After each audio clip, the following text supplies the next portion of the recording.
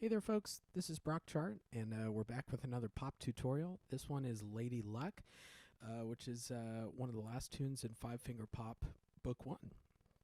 So a little background about this piece. I love the band Fitz and the Tantrum, especially their very first album, Picking Up the Pieces.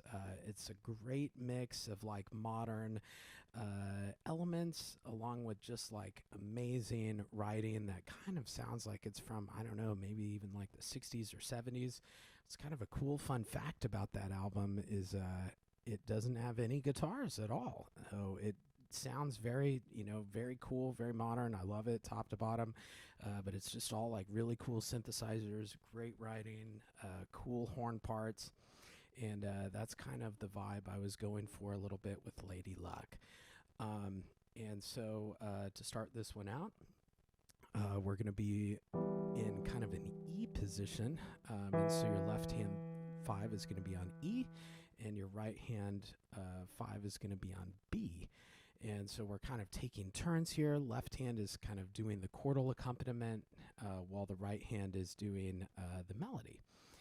And so we'll be doing these 3 chords. And I always recommend kind of, getting used to the chord progression in the left hand before looking at the right hand, or you could do the other way around. And so we're kind of doing this 1 and 3.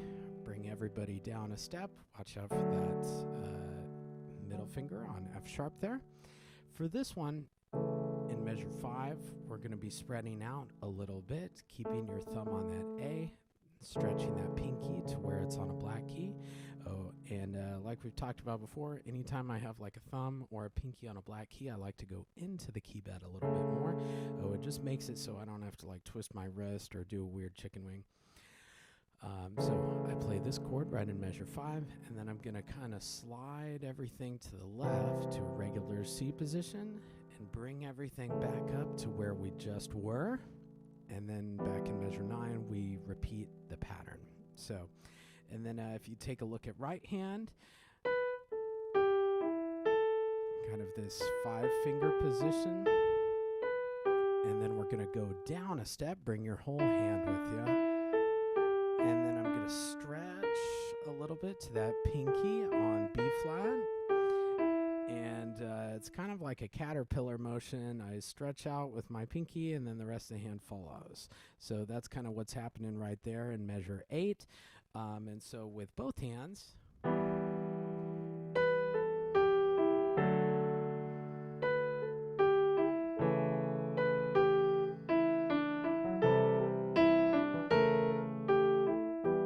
watch out for the dynamics there. It is, fairly loud the whole time, but we do have a crescendo in 6 and 7, leading up to that high B flat there in measure 8. That is our peak of the melody, so make sure that is the loudest part. There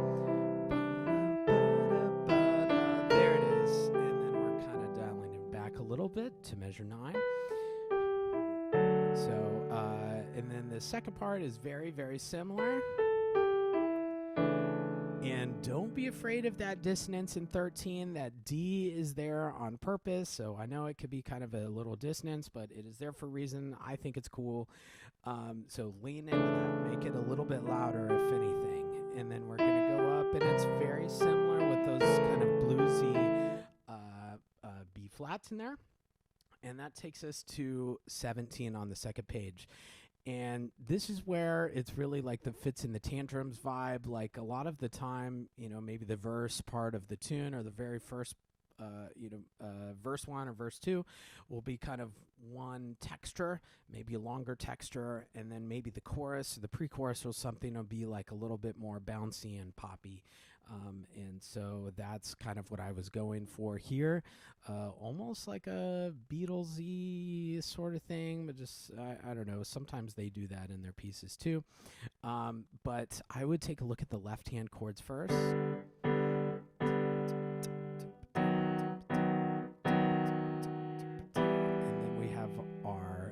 E chord there.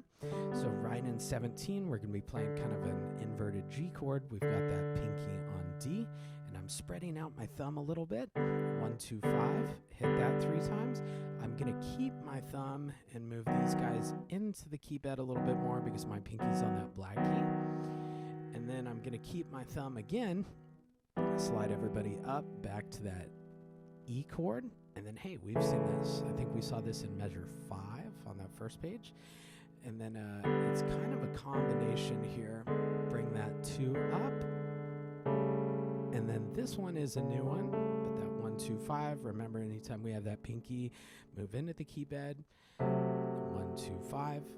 And there's quite a few different chords here. And so I wouldn't, don't be afraid to make practice exercises that fit you, even if it's not exactly what it says in the music. I do this with students all the time, to where, maybe we'll just practice the chord in whole notes, like all of them, regardless what the music says. We're just gonna, here's our chord in 17 to here's our next chord. Here's our next chord in 21. And I'm not doing exactly what the music says, but I'm just getting used to finding these positions, 3, 4, in time. And I think that that's just a really great way to practice. So something else that I encourage students to do a lot, I call them cell phone duets, is, pull out your phone, or I don't know, anything that can record. And you don't even need to be filming yourself. A lot of times I just press the red button, put it up there on the music stand, and I give myself a count off, and then I record one of the hands.